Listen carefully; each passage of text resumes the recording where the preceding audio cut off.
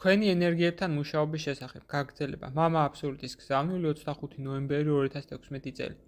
მოგესალმებით ჩემო ძვირფასო და საყვარელო შვილებო. დღეს მე გსურს გავაგზავნოთ თემა თქვენი ენერგეტიკული შესაძლებლობების შესახებ და ამჯერად გავჩერდები იმაზე, თუ როგორ უნდა გამოიყენოთ პრაქტიკაში ახალი ენერგიები, რომლებიც ახლა დედამიწაზე მოდიან. პირველი თუ რაც უნდა გააკეთოთ არის რომ მართოთ ენერგია ისე რომ თავი კომფორტულად იგრძნოთ. თქვენ არ უნდა იგრძნოთ დოზის გადაჭარბება, ან პირიქით მისი უკმარისობა.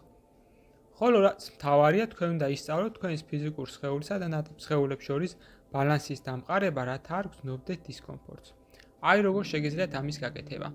შენთ მედიტაციურ მდგომარეობაში მოუხმოთ ღვთაებრივ ენერგიას და წარმოიდგინეთ თუ როგორ ავსებს ის თანაბრად თქვენს სხეულებს ფიზიკური ჩათვლით.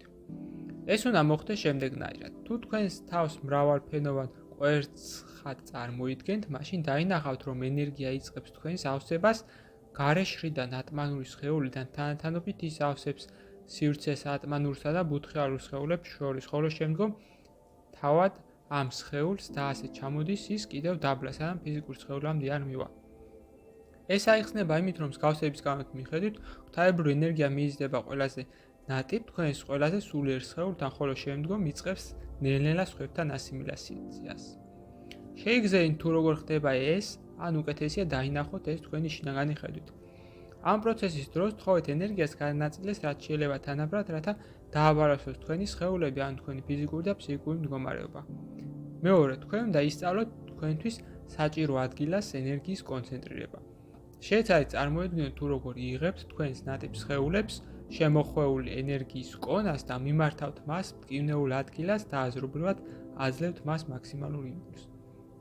თქვენ აგრეთვე შეგიძლიათ წარმოიდგინოთ სინათლის გამოფრქვევა მისის სხეულთან შეხების მომენტში და დაინახოთ თუ როგორ გაივლისის კანს და ანეიტრალებს თქვენს პრობლემას მუქი ნეგატიური ენერგიის როვას, რომელიც თანათანობით იმასთან ერთად რაც მასში ღვთაებრივი ენერგია შედის, ხდება ოქროსფერი, ხოლო ტკივილი უკვალოდ ქრება.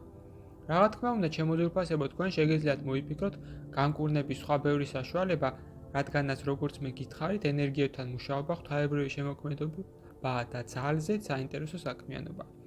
აღიქვით ის არა როგორც სამუშაო, არამედ როგორც ჯადოსნობა, გააკეთეთ ყველაფერი დაძაბულად და სერიოზულად, არამედ მხიარულად.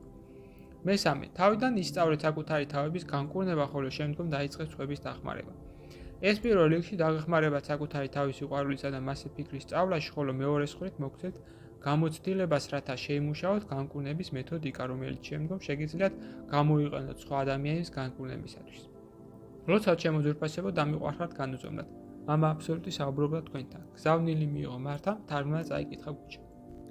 ვიდეოს ბოლოს მსურს შემოგთავაზოთ კურსი, რომელიც დაგეხმარებათ გაიაროთ ეზოთერიკის საფუძვლები და უკვე დღესვე დაიწყოთ თქვენი ცხოვრების უკეთესობისკენ შეცვლა.